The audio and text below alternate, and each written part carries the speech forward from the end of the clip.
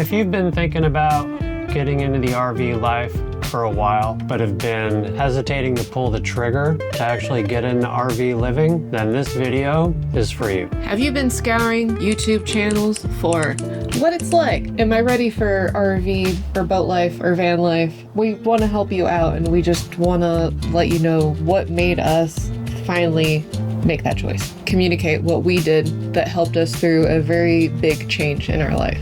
Take the plunge. Take the plunge. Do the thing. Pull the trigger. Get into it. Hi, we're Katie and Brian. Not your average couple, that's for sure. After 30 years of tattooing and a career as a mortician who saw the world change after COVID, we realized life was slipping by, so we made a change. First, a sailboat to chase the horizon, and now a fifth wheel. We're living life on a budget, chasing freedom, and doing things our way. This is the No Tomorrow Project, our ongoing adventure to live differently, explore boldly, and make every day count. So join us as we learn along the way. This video is for the person that wants to do this lifestyle, but is just afraid to pull that trigger because you're overwhelmed.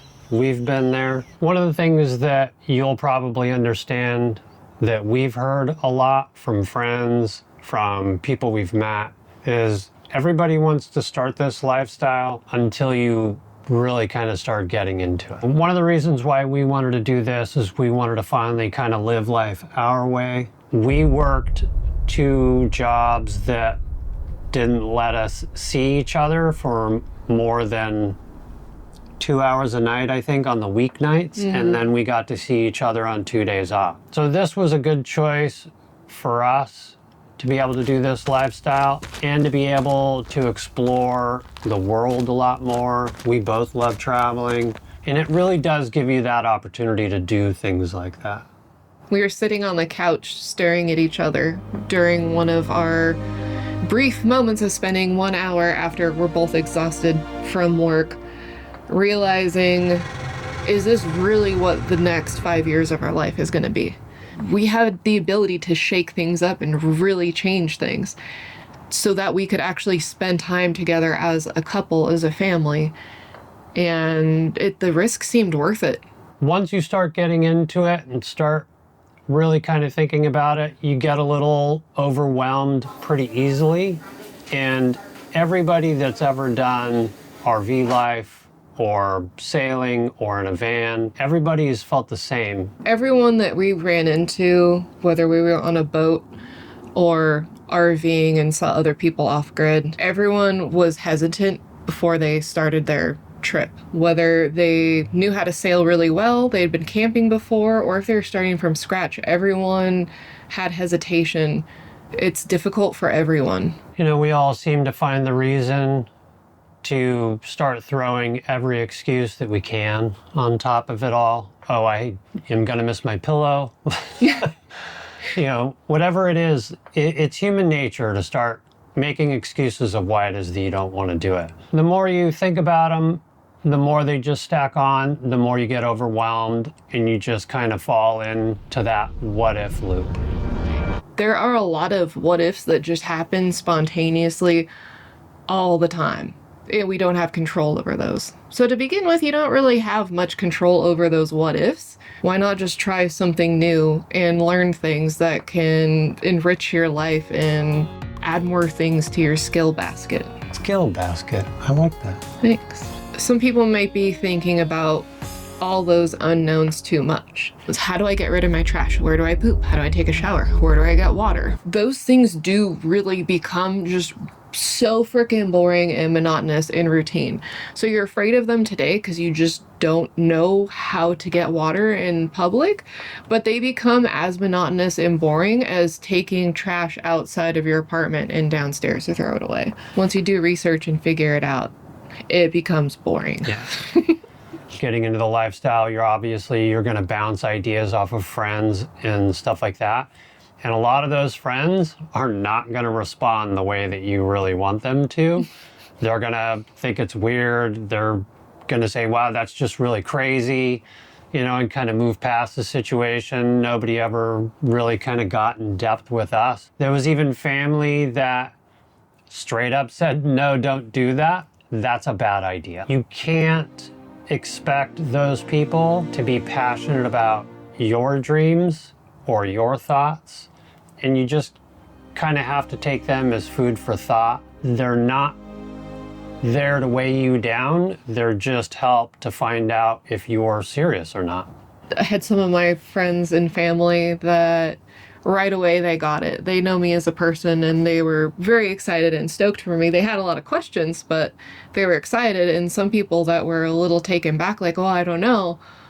Like, are you going to be okay? It sounds scary. And then after a little while of talking to them and they saw that we had a plan, they had their questions answered by us because we had already done the research. Then it settled in. They're like, oh yeah, okay, I totally get it. Like, you have the answers, you know what you're doing. Research, yeah. Keep watching those videos. That's a huge thing that a lot of times people are afraid because they don't have the whole story. They don't know the statistics. So if you're afraid of something, research the hell out of it. Then it becomes so boring and scientific that it's not scary anymore.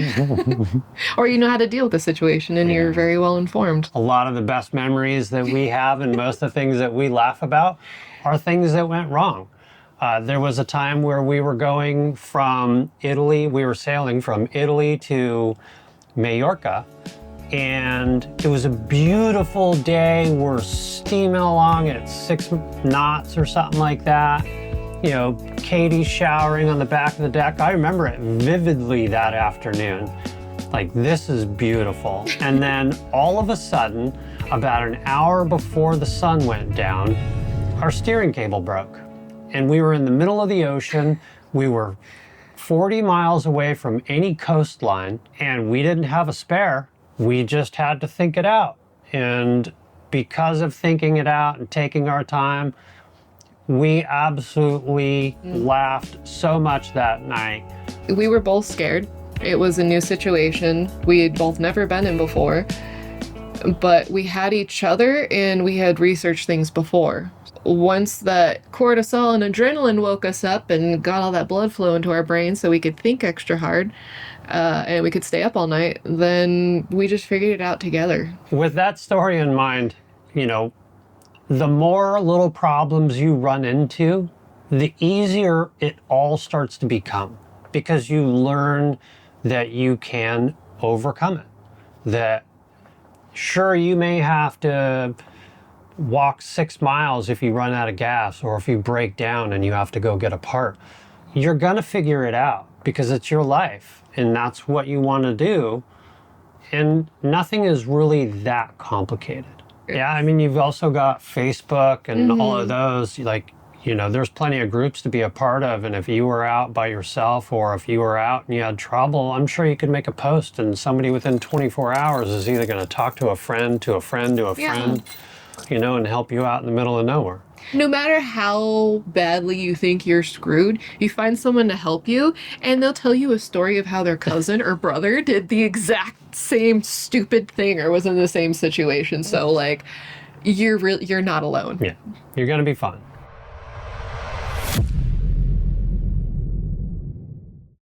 What changed for us was something extremely simple that we did, and that was go back to the core value of the question. Is this something that you want to do? The bare bones reason of why it is that you started. So what we did was, since we only passed each other a couple hours per night and on the weekends, we made a point every night on a scale of 0 to 100. How sure are you today? Do you want to do this? With no judgment from me. She could tell me that she didn't want to do it. She could tell me that she wanted to leave tomorrow. It didn't matter. And we did that for a whole month. Yeah. And it changed every day.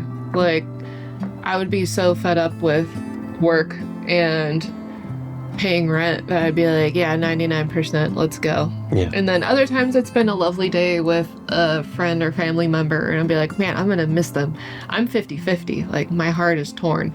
And that changed all the time, but steadily it slowly got more and more. As we educated ourselves on things we didn't know, a lot of those fears went away and we knew. And when we did more research of the cool shit we're gonna see, then that fear got replaced with excitement and kind of shifted. And yeah, we would communicate and share what we were afraid of, or new things that Sharing. would pop up, and Talking. yeah. Right? Wow. I mean, and that was, for a couple, that's a really big thing is having that open communication, but it gave us something to talk about. What are your fears? Because if I didn't have the answer to it, or if there was a question still, I could relay it, or she could relay it and I could answer it. Stripping it down to that basic idea of what do you really want to do was what gave us the change and took us out of being on the boat or in the RV. It was about starting. At that point in time, it then became the dream to start living that way. When we say open communication and to communicate, it was never to accuse the other person of something or to be mad. When like, hey, why do you feel that way? Why are you anxious about that? And if we said, I don't know, that was a valid answer. You're figuring it out. There's a lot of things happening. So to not be upset with your partner about that. Or when you bring up concerns you think that your partner has, but really they don't really give a shit about that. Like, I don't need hot showers. If I never had another hot shower the rest of my life, I'd be fine with that. Brian thought it was important for me, but really it's not. Brian loves the hot showers. But that's just one of those things. We bring it up like, oh, are you concerned about this or that? And you may think that your partner really cares about it or they value it highly, but they don't. So then you're like, okay, well, if you don't care, I don't care. Yeah, if you're worried about the money aspect to it, we just made a video that you can find over here. Or here, or there, or there. About how much it cost us as two people to live for 2025. So check that out.